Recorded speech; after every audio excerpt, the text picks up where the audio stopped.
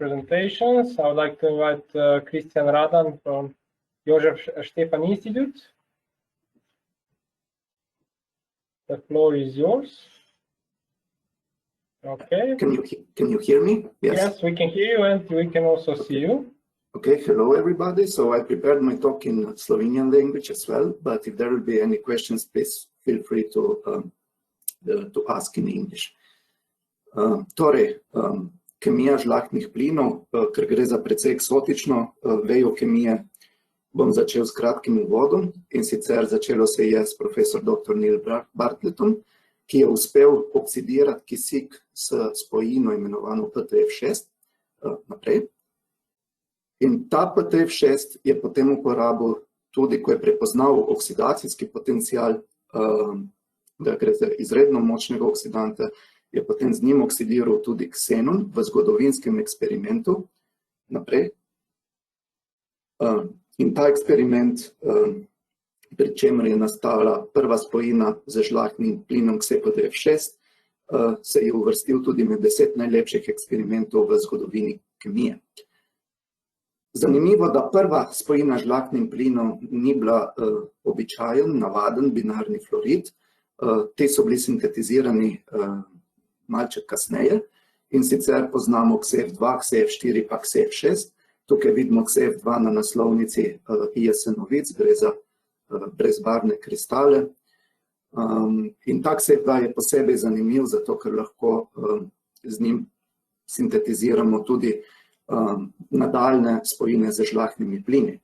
Predvsem je zanimivo to, da lahko z ustreznimi Lewisovimi kislinami, s katerimi lahko abstrahiramo fluoridni ion iz KSF2, naredimo različne soli, ampak do tega našega dosežka so bile znane samo soli tipa tu spodaj, se pravi, tukaj prikazan na antimonovi liniji, torej 3 taki tipi soli.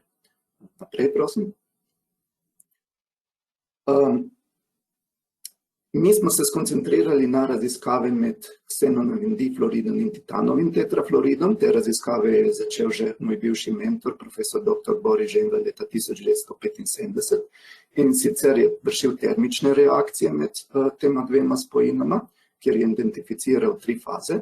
No, in eno od teh faz smo kasneje preko eksperimentov v brezvodnem vodikovem fluoridu uspeli tudi izkristalizirati in določiti kristalno strukturo. To je šlo za 3:2 fazo prikazano tu spodaj, tudi brezbarvni kristali.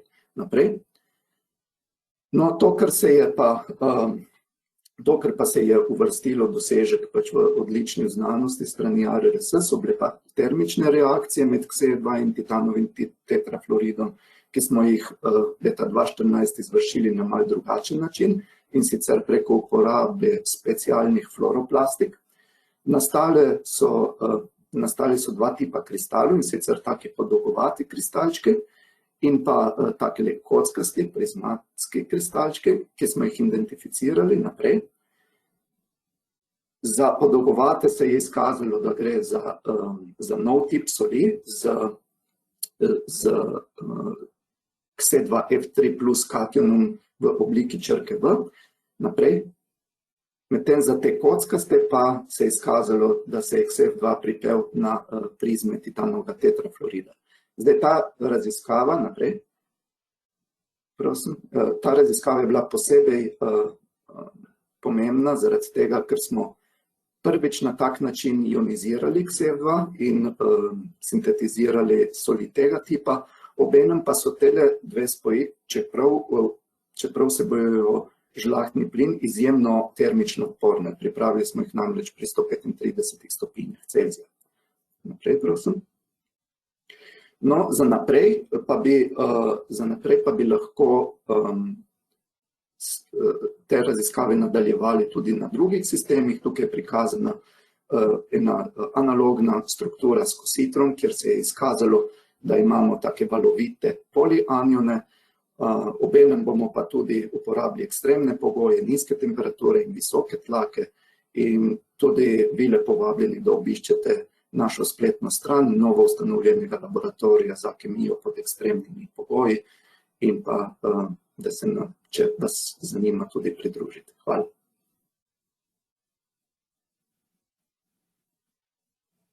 Okay, thank you for the presentation. Now it's time for questions. I don't see any. Tomaž, Yeah. če lahko bi jaz vprašala, zanima me, hvala za prezentacijo, pa če lahko mogoče, kje v praksi se to lahko uporablja? Ja, spojine žlahtnih plinov se že uporabljajo, recimo za vnos F18 radioizotopa v pozitronski emisijski tomografiji. XF2 sam se uporablja tudi za jedkanje, medtem ko recimo te dve konkretne spojine bi se lahko uporabljali za razne oksidacije v specialnih topilih. Pa tudi v organski kemiji se fluoridi žlahtnih plinov uporabljajo za fluoriranje. Tako da XF2 recimo se da kupiti na trgu.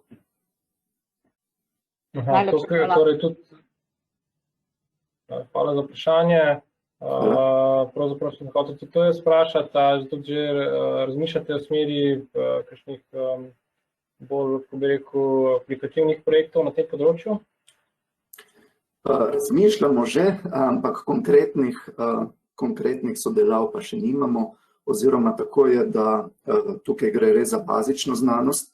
Te spojine same po sebi že težko narediti, aplikacije pa potem naslednje stopnje. Torej, najprej smo prebili tole začetno stvar. Naprej pa seveda reakcije mogoče v organski kemiji, kataliza, fluoriranje površin in tako dalje. Hvala lepa za prezentacijo. Thank you very much. We will continue with